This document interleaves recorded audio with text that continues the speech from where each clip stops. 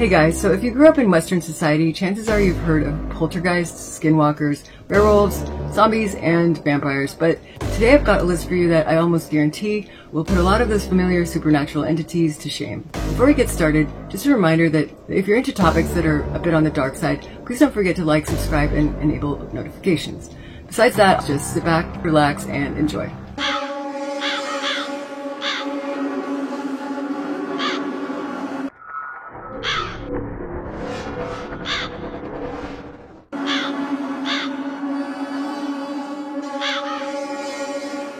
Teke Teke comes to us courtesy of Japan. She's said to be the ghost of a schoolgirl who, after falling onto a railway line, was killed by a train, with the train cutting her body in half.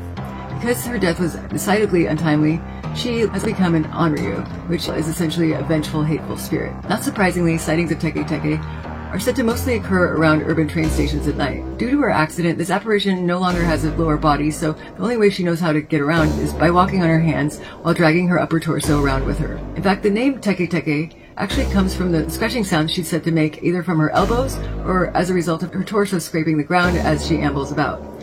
Actually, maybe ambles isn't the best word to use, because unlike her handicap might lead one to believe, Teke Teke is able to move at a chillingly fast rate of speed. According to some claims, Teke Teke has been found capable of reaching speeds of up to 150 kilometers per hour, which equals just slightly over 90 miles per hour. She's also incredibly strong. While multiple versions of the Teke Teke story exist, bottom line is that in the end, should Teke Teke spot a human being at night, and should all things be going her way, she will chase her victim down and then use some sharp blade, generally a scythe, to slice their bodies in half, hence ensuring in her victims a disfigurement also resembling her own.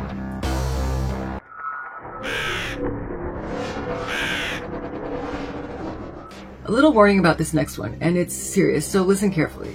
Said to be a bathroom-centric version of Teke Teke, next up we've got a spirit called Kashima Reiko. After the moment you learn of Kashima Reiko's story for the first time, she will appear to you within 1 month. So if you fancy yourself a believer and you wish to avoid an encounter with Kashima Reiko, make sure you skip over this part.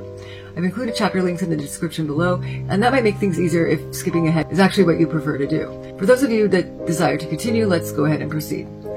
Identically to Teke Teke, Kashima Reiko is said to have died after falling over onto a set of train tracks and having her legs severed by a train. The ghost of Kashima Reiko, I should point out, is also missing her lower extremities, but that's about where the similarities between her and Teke Teke end. In most versions of this story, Kashima's angry spirit is said to haunt bathroom stalls, specifically school bathroom stalls, but other versions of the story state that you may also encounter her in your own bathroom at your home, usually in the middle of the night.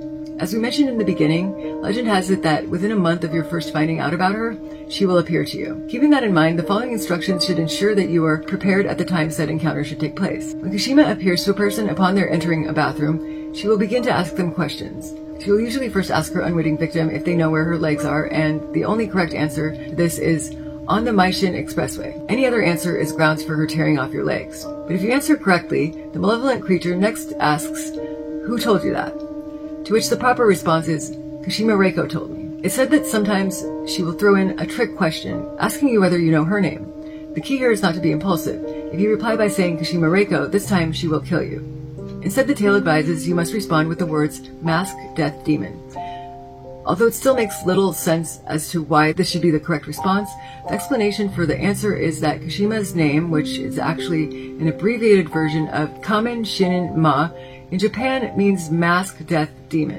Personally, I think that in the end, I would just be grateful to have survived the unnerving encounter with this malevolent being, and I would likely care less about the survival strategy itself.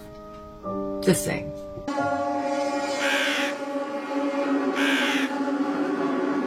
Seeing as it's probably possible to spend an entire day talking about Japanese toilet ghosts alone, it's still time that we moved along. This time we're going to Bengal, a region which, according to Wikipedia, quote, is divided between modern-day Bangladesh and the Indian state of West Bengal, end quote.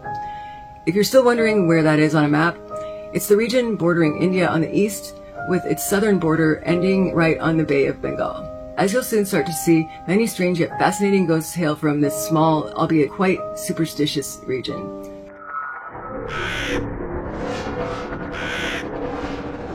In keeping with the theme of spirits formerly trampled and disfigured by trains, we next have a strange and unsettling creature known as the Skondokata or else Kondokata. This ghost is said to wander around not without a pair of legs, but this time without a head. A Skonokata is headless because it represents the spirit of an individual who died as the result of having their head severed from their body by a train. On average, in the United States, I looked it up, the number of train fatalities alone equal out to be less than 1,000 incidents per year. And seeing in how precise a manner a train would have to run over a body to cause a beheading, I imagine that of those less than 1,000 train fatalities, it's only a very low number that involve actual decapitation. And that's why the sheer idea of a Skonokata, it makes me wonder exactly how many people die this way in Bengal. Is this a common thing? If so, why? But I digress. Getting back on track, Skonokata is thought to hunt railway stations and or the tracks located near the area of where the person of this now irritable spirit lost his or her life. It's believed that Skonokata are on a never-ending quest to locate their missing head, and that they come up to people and beg for that person's help in finding it.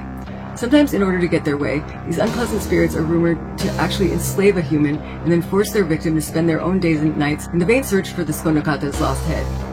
The good news for humans is that an encounter with a Skonokata is not that difficult to get out of. Due to their tendency to be a little inept as well as slow-moving, this naturally being the result of having no head, they are said to be easy to outsmart and to outrun. So, when you get the chance, my advice is to throw something shiny and then book it.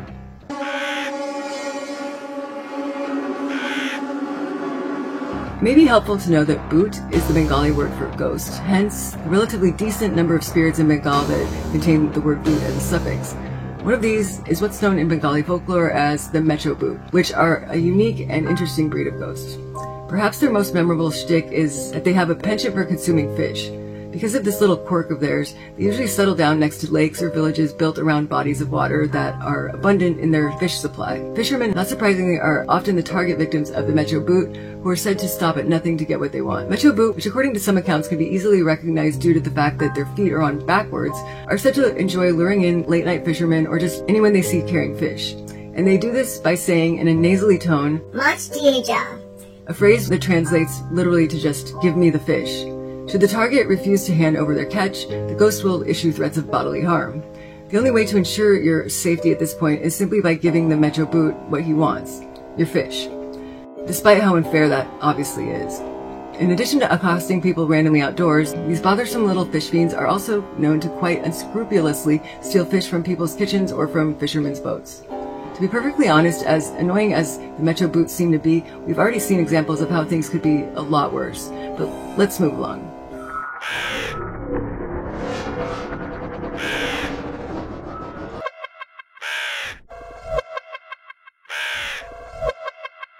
Moving along to Korea, one of the more peculiar types of Korean ghosts is the egg ghost.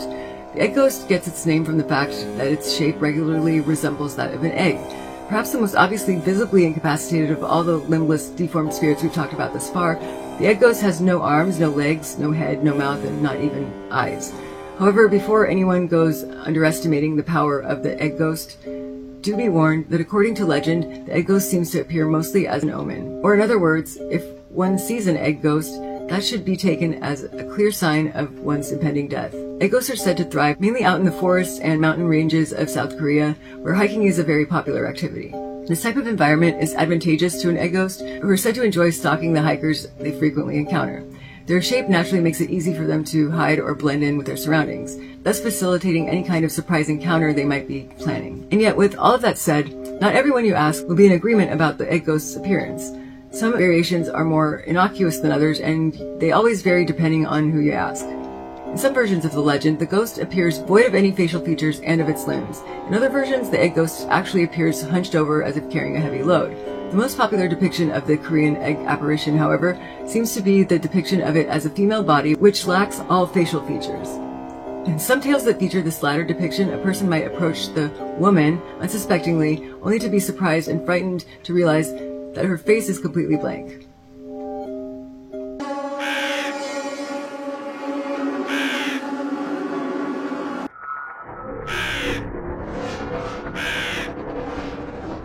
Why not skip over to Thailand for a little change of scenery yet again? The Khon-Khoi or Phai Khon-Khoi is also known as the Thai jungle ghost for the environment that it's known to inhabit. The Khon-Khoi seems to fit today's inadvertent theme involving physical disfigurement for the fact that the spirit is said to be missing a leg, and as a result the Khon-Khoi can only hop around at best. The Khon-Khoi is also said to have a rather unsightly protruding snout or trunk of some sort. As if this weren't comical enough of a mental picture, the Concoy are also said to frequently hop around while repeatedly chanting the words koi koi koi. That said, people haven't always agreed exactly with regard to this creature's appearance. Some say it looks like a monkey or a langur, and others not so much.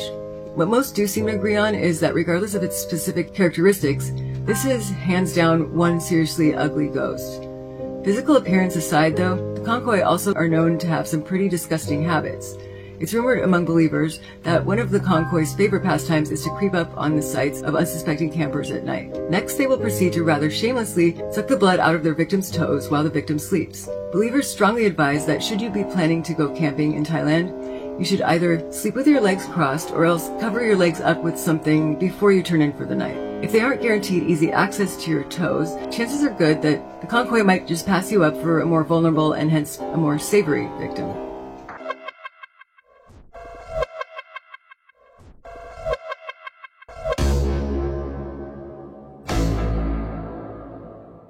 Well, it looks like we bought ourselves a round-trip ticket because last but definitely not least, we're going to go back to Japan to have a look at one of my own personal favorites, which is a Japanese yokai known as the Roku Rokubi. These entities are said to look indistinguishable from regular human beings by day, but by night, you might notice the Roku Rokubi start to take on a slightly different, slightly more unsettling appearance. There are actually thought to be two different types of Roku Rokubi. The first type has a very elongated neck. As depicted in the images on screen, this type of Roku Rokubi has a head that extends out but remains attached to its body by a very long serpentine neck. Then there is a second type called Nukunubi, whose heads detach completely from their bodies and float around freely with no known limit on how far away they are able to go. The Nukunubi are often portrayed as mischievous little yokai, as they're said to sometimes perform bad or downright ghastly deeds such as attacking people in the night and then drinking their victims' blood. The weakness of the Nukunubi is that while the Nukunubi sleeps, as its head floats around by itself, it's said that if the body should move, after that the head can no longer be reunited with its body. That might just be good to know. Although ancient texts and stories exist about both of these types, it's been argued that the notion of an extending neck actually came about due to a misinterpretation of early visual depictions of Nukunubi. In early times, the Nukunubi would be drawn with a string leading from body to detached head so as to indicate symbolically to people that one belongs to the other. In examining these drawings, some have begun to speculate about the possibility that what was intended as nothing more than a symbolic string was misinterpreted as being a very thin, elongated neck. While the possibility certainly seems viable, either way throughout the times, the potential meanings or implications of both Roku Rokubi and Nukunubi have been extensively written about and discussed. Looking at the Nukunubi in particular, in most written as well as visual interpretations, the slaying of the head equals the death of the creature itself. The Nukunubi is the head, in a manner of speaking. In the mountains of classical literature written about Nukunubi, one very prominent idea seems to be that, as Wikipedia states, the action of the head separating from the body is seen as the soul wandering away from the body. This naturally leaves us with a possible implication that, in many of these interpretations, perhaps the Nukunubi aren't quite so much otherworldly as they are ordinary human beings who, via whatever means, have come to exist as Nukunubi. Some classical writings bolster this notion by even referring to the Nukunubi illness, inferring once again that the Nukunubi, at least in some certain particular instances, are more like mortal human beings who have simply contracted an illness rather than being actual spirits in the traditional sense.